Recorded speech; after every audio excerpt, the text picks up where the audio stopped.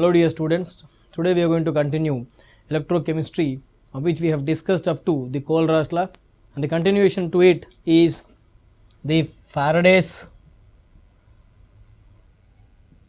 laws of electrolysis. So as I told you in the beginning that the conversion of the electrical energy into the chemical energy is what we refer as the electrolysis process, in which suppose we have taken either the molten salt or the aqueous solution of a substance which can relatively easily ionize, known as the electrolyte. So here my dear students, please note that if this is easily ionizable, so all that I am writing here say is mx and y, where the valency of m is y and n is x. Example, I can take CaCl2, sodium acetate, etc. So the salt could be taken in two states as an electrolyte. One is in the molten state, that is when it is heated beyond its melting point, it will be converted into its cohesive broken form or the viscous form. So I can break the bonds between the molecules by heating in the molten state, called as an electrolyte, or I can just add water to it so that it can split into the ions. And when I am splitting here this into the ions, you can see that I am able to convert this into the ions either in the molten state or in aqueous medium, that is in water. This salt actually exists as the ions. Now when I am splitting the same, you can see here these salts are going to dissociate into the respective ions. Now when this electrolyte is immersed, the metal plates, so that we can conduct the electricity through the solution. So in order to conduct the electricity, I am connecting this metal plate. Remember, this is not metal rod, this is metal plate, to battery's positive terminal, whereas the other is being converted to the negative terminal. So we refer this negative terminal as the cathode here and this as the anode. So in a way we have created the potential difference. So I am using the external power source so that I can pass the electricity through this metal plates. As far as the portion which is not dipped in the solution is concerned, there is not going to be any major change when the electricity is passed through it. But when the part which is dipped in the solution, you can see that this part which is dipped in the solution, when comes in contact with the respective ions that are present in the solution, that generate the discharge potential. So my dear students, here please notice that the discharge potential is being applied by us so that the ions can move towards the respective electrodes. So you can see that when I have connected this to the battery's positive terminal, I am calling it as anode. I know that the X minus ions, because they are negatively charged, the N minus ions which are negatively charged are going to travel to the anode, whereas the positively charged M plus Y will be traveling towards the cathode. And when they reach the respective electrode, I mean anion reaching the positive electrode, it will tend to lose, say, the electrons to get converted into N. Whereas in this case I can say that if I am taking chloride ion as the example, this will be converted into the chlorine gas by evolving or releasing the electrons. So here the potential difference is making it to participate in the oxidation process at the anode. Now in order to compensate these electronic changes that have incurred in the solution, at cathode simultaneously some other reaction is supposed to occur. So what we can expect here, since the negative charge density is higher at this electrode, we can anticipate this My may absorb the electrons to get converted into the M. So here if I take for example the calcium ion in the molten state, say I have taken this molten calcium is taking the electrons to get converted into the calcium. So, here chlorine gas is evolved at the anode and the calcium metal is deposited on the surface of the cathode, which is immersed in the solution, not over here. Please notice that this part only will be coated with the calcium metal if I am doing the electrolysis of calcium chloride, and here we will see the bubbles or efflorescence of the chlorine gas if I have taken Cl minus as the anion. Now, please notice that since here x moles of electrons are released and here y moles of electrons are absorbed, in order to compensate the electron release or gain, in order to write the total reaction of this electrolysis process, what I may have to do is to multiply this whole equation with y and this with x. Now, these two are referred as the half cell reactions. Now, individually I am writing here the half cell reactions, the anodic half cell and cathodic half cell reactions.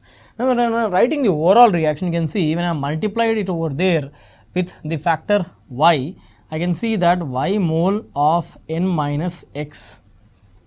You can see here the amount of the n that you have taken in the salt totally have been converted into n, and similarly you can see here x mole of m plus y are getting converted into y mole of n and x mole of m. So, these are the electrolysis products. So, this is the total cell reaction,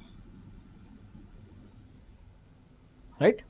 So, here if I am taking calcium chloride as an example, I can see here calcium undergoes reduction to produce calcium metal, the chloride ion undergoes oxidation to produce the chlorine gas. Now, when I am writing the overall reaction, I can see that the electrons are going to be cancelled. So, this is the reaction that is taking place in the electrolysis process. So, here these two metal plates are referred as electrodes, and the entire arrangement except the external battery, ignoring the external battery, the entire arrangement is actually referred as electrolytic cell.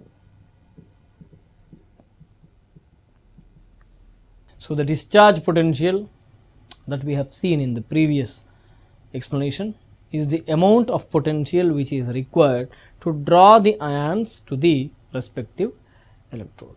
So, by creating a potential difference, you can see, my dear student, that the potential difference is created only because the complementary species, I mean to say the metal and the metal ion, when are lying close to each other, both the species have the tendency to get converted into each other. If I take sodium, has the tendency to convert into Na+, if I take Na+, has the tendency to get converted into sodium. When you see relatively which process is easier, obviously one can say that sodium want to get converted into the Na+ to acquire a stable electronic configuration and get hydrated in the solution. So, when I have taken these two species as an accordance, now I have to apply the potential so that I can draw the ion to the respective electrode. Now, the point is, when I am applying the potential, if there are multiple ions that are present in the solution, we have to decide which ion will have relatively more tendency to undergo to the respective electrode. So, whichever ion has more tendency to go to the respective electrode is yielding to the electrode at a lower potential. So, please understand that discharge potential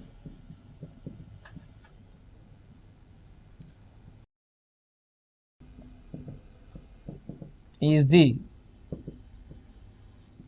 amount of potential need to be applied to drag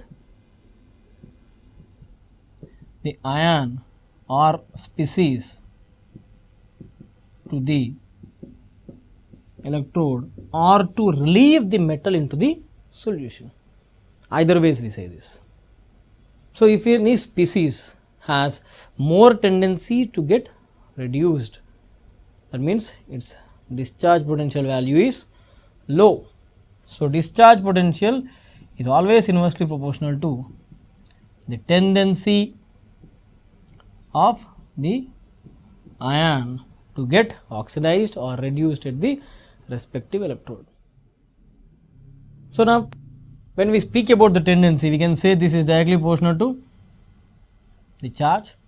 If any species has more charge, then it will be easier for the electrode to grab it, and it is inversely proportional to the hydration radius. My dear student, here when the species is in water, it does not have the ionic radius, rather it will have what?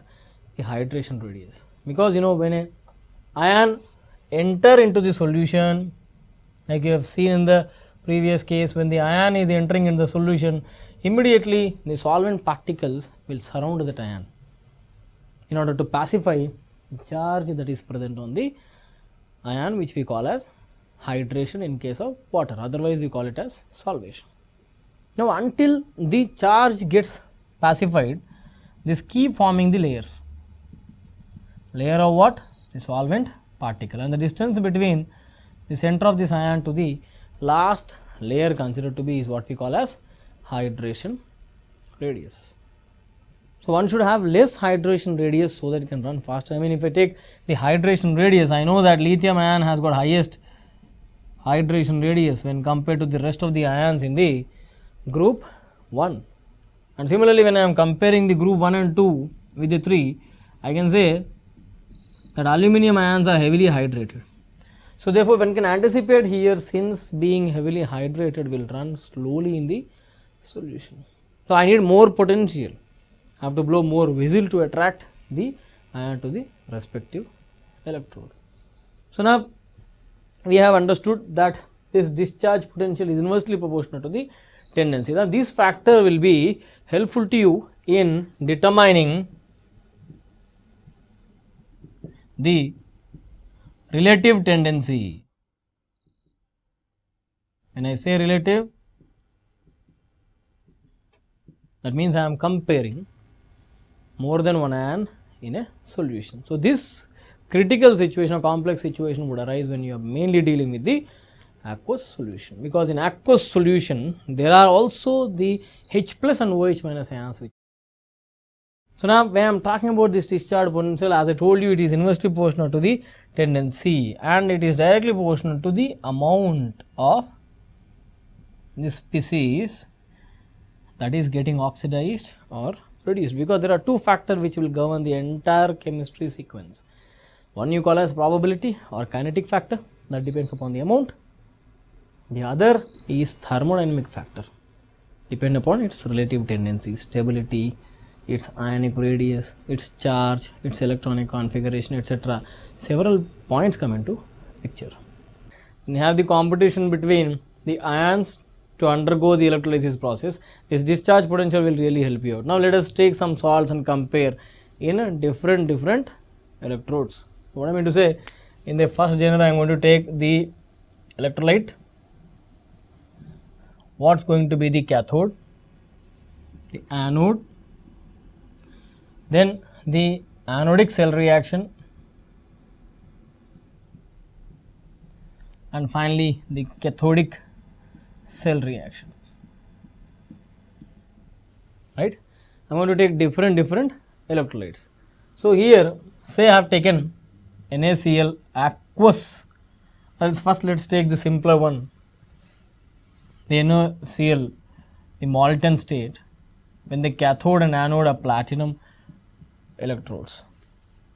So, when it comes to the anodic cell reaction, there is only one ion, that is chloride ion present, undergo the oxidation to give you the Cl to gas. When it comes to the cathode, the reduction will be of that of the sodium ion, because there is no competition, right. Only NaCl is taken in the molten state, there is no aqueous medium.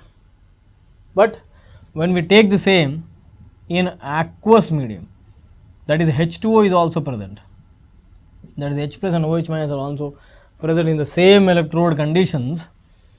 Now, there lies a competition between the OH minus ion and chloride ions.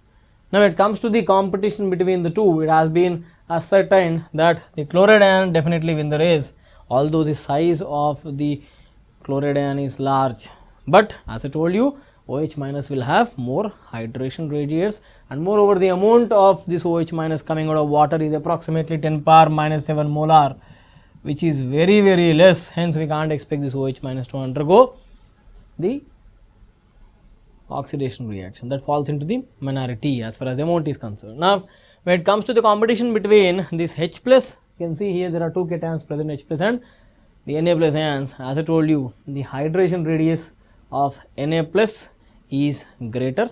It is stable in water because it has got octet complete electronic configuration. Hence we can expect this H plus to undergo the reduction. It has been explained by the Grothus theorem that this H plus has phenomenally high tendency to conduct because it will quickly move from one H2O molecule to the other H2O molecule. So this is a continuation process. It will go to the next water molecule in the next stage. So as per Grothus theory, there is huge conductance of this H plus ions, which is making it participate in the reduction. So if there is aqueous solution of NaCl, we can expect chloride ion to undergo the oxidation, but H plus will undergo the reduction. Now when I am taking copper sulfate, the molten state, by taking the platinum rods, copper will undergo reduction, nothing else is present, and when sulfate ions undergo oxidation, you will get H2O8 minus 2. Now when I have taken copper sulfate aqueous medium, by taking the same electrodes, you know that the copper ion wins over the H plus ions because of its amount. So the discharge potential of, as I told you in the beginning, Na plus greater than that of H plus, hence H plus have won the race. And when you comparing Cu plus 2 and H plus, this time the discharge potential of H plus is greater because of its amount, hence copper plus 2 is undergoing the reduction. So here when there is a competition between relatively H plus, Cu plus 2 and Na plus, so this is a clear cut winner followed by H plus and Na plus. Now you can see here that the bulky ions, remember this point my dear students, the bulky ions such as NO3 minus, SO4 minus 2, C2O4 minus 2 have less tendency to undergo any sort of oxidation.